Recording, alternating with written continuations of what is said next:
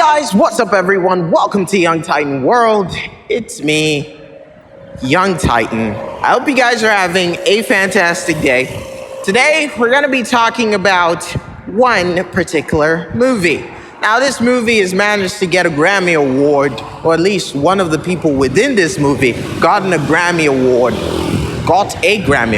before their review with me. That was weird. I kind of wanted to say I've forgotten what I wanted to say, but we are going to talk about one particular movie, and that movie is called Poor Things. Now, yes, Emma Stone delivered one heck of a performance within this show, and they brought us to light so many things that might be wrong with the world, but also might be on the path to salvation for itself, as it is filled with so many different narratives. So many characters within the show intrigued me and also made me question the reality of what humans can really be, which is really possessive creatures that want to keep things to themselves, especially when those things don't want to be kept to themselves.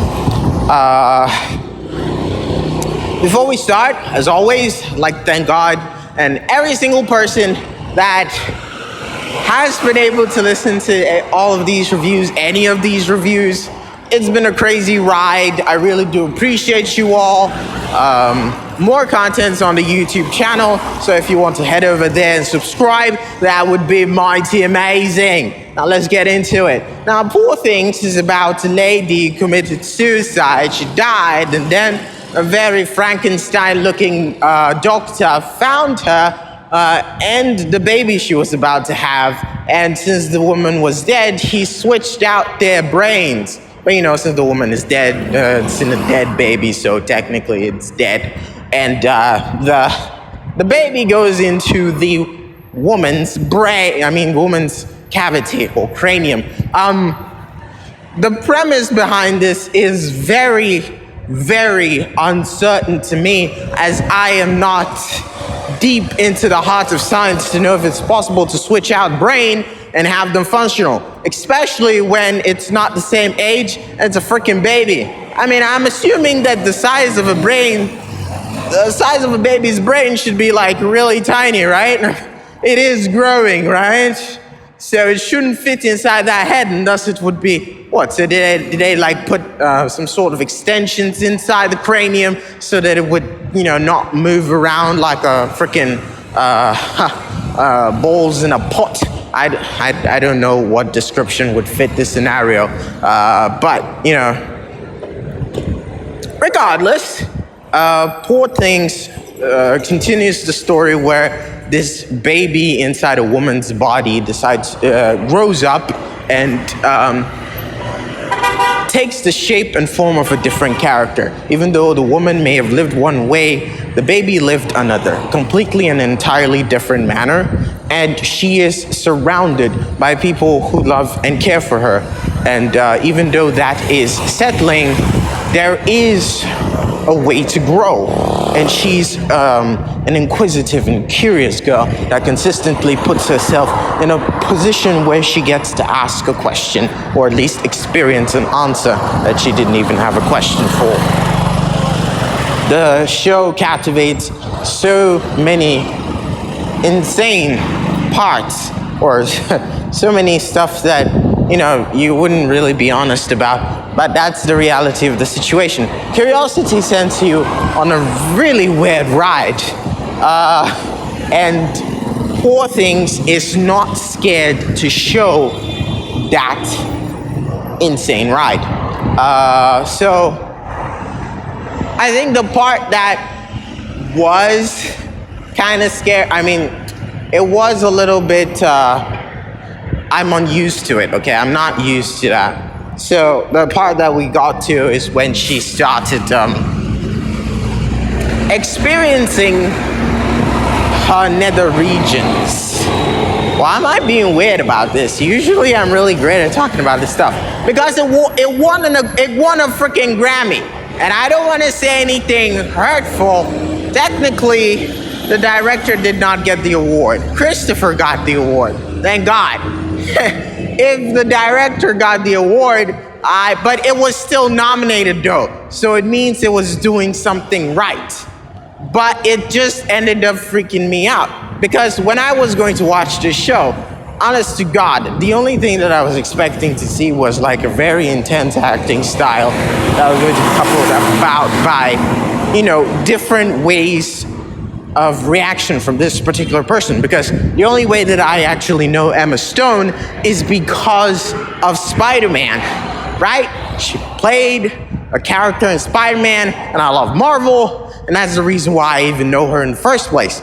Otherwise, we would never cross paths, and I would never acknowledged her as an actor. But here we are, talking about a movie that she was in, that she won a Grammy for, and the most, the overall concept that revolved around this entire show was sex.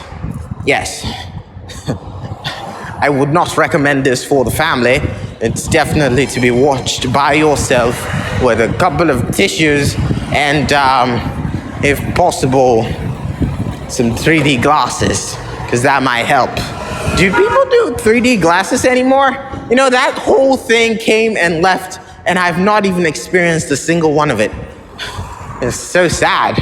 I have missed so many amazing parts of cinema. But anyways, yes, that's why it may seem a little bit uncomfortable for me, because to understand this means that the extremes of being an actor is that willing to put yourself out there, not just your mindset and the things that you stand for, but also your own body and the fact that it's out there for the world to see. If they didn't acknowledge her for such a performance that required her to be a completely different person, a child no less, one that is capable of tantrums, that is capable of curiosity without fear. It's all these new things that you have to be ready to expose yourself to. And it's like it's hitting me directly to the center as I'm a person trying to discover what part I can play in such a world, and making me realize that people are willing to show their gonads on live TV and get Grammy Awards for it. Now, thankfully, Downey was able to do that without fucking anyone. Although he did fuck a lot of people in his own way, in terms of how much he came up with his dialogue and how articulate he was. But the point I'm trying to make is that the extremes to which this show goes, and the fact that it got a Grammy for it, shows how far you have to go to get recognized by the Grammy community. And it is just insane. It's just insane because, to be honest with you, I haven't really followed a lot of work by Emma Stone. And for all I know, she could just be an American sweetheart. Everyone loves her, and she doesn't need to be that good. But this show challenges all of that. American sweethearts don't really need to do that much. They just need to look good in the scene. But Poor Things doesn't make her look good in the scene, okay?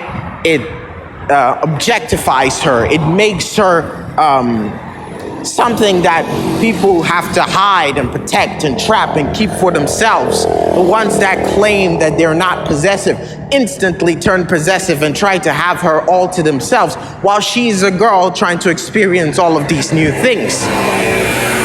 Each and every single moment I spend watching that movie, even though, yes, there are very intense sex scenes that exist within this, but it's always very, very stimulating to see that she meets a whole new set of people. There are those who meet her, don't want her to go, but actually have to deal with it and let her go. She comes back to them. She has to go again, but she still comes back to them. That's what I'm talking about. The doctor himself. I'm gonna call him Dr. Frankenstein, and his accomplice or his assistant, Forever Hyde, because he doesn't have no side, that's Jekyll, okay?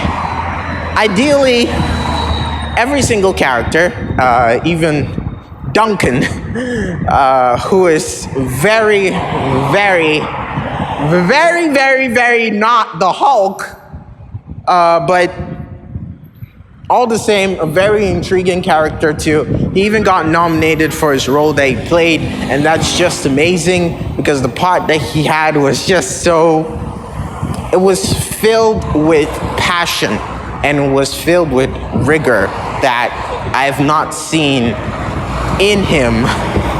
The Bruce Banner that I've only loved, the only Banner I've ever loved. But the show itself had so many parts that made so much sense. That comedian that I've never heard before. I mean, the comedian that said he'd be really a great boyfriend and stuff, and then he shows up in the show and he's like this dark, grim person who's a realist and thinking about how all the ways the world could end and is so doom and gloom that it's so freaky. I think it becomes so much more obvious for a lot of people when it comes to this show that Mark Ruffalo, Emma Stone, and every single person that took a part in this project was one that was aware of this kind of experience, aware of this aura that comes with making a show that requires logic and understanding. And so yes, even though the whole brain transplant thing doesn't really, I mean, I'd have to probably read a lot more books to get the understanding, but the major point behind the show itself, telling us of, you know, coming into the world, having all of these questions, intending to make life as it is, the question of what is presentable for the society, and it's not something that aligns with what you enjoy. It's all crazy, you know? It's all questions that you never get used to. Because at the end of the day, a lot of people can do some really despicable things, and society would not even turn to them and question their morals. Whilst some of them will be there, and every single moment they step out there, they're even questioned for their existence. It's insane. It's not a show that I would watch again because it's so scary to me as a content creator, because it kind of tells you that, hey, if you want to make something big, you're going to have to go all out. And if you can't go all out, you're going to have to make it very symbolic and very, very, very amazing. And it freaks me out because that is the path that I'm on. And so what will happen to me after that? Bella acknowledges that she feels contemptuous rage. At first, she was just okay with what she had to do to make ends meet when she was in France. But then she says contemptuous rage. Contempt itself, the strength of it, and then makes you feel like, oh my gosh, what if someone is living within your life, or someone is living with you and they feel this contemptuous rage? I always thought to myself that, well, let's be honest, I'm nothing like Duncan. Okay, I am no woman-loving psychopath. No, I am more of a simple person who likes solitude in the grandest quality. Yes, only me. That is the best kind of gift you can ever give me. But Duncan I relate to because I also considered myself one that cannot be tied down, or one that won't be tied down because of my peculiarity. I'm different, and I understand that I'm different. I'm okay with that. I'm not like overly riddled with the question, oh my God, am I gonna die alone and all of that stuff. No, it doesn't really compel me to have that question because the answer itself does not give any validity. So it gives a lot of questions itself, and a lot of amazing paths that you can actually be on. So I would say, in one sense of the word, it is quite compelling in its own way, and it's very unique. So maybe for a lot of people, they would not resign themselves to that kind of logic. Maybe they would feel like they're compelled to do more, or they're compelled to do less.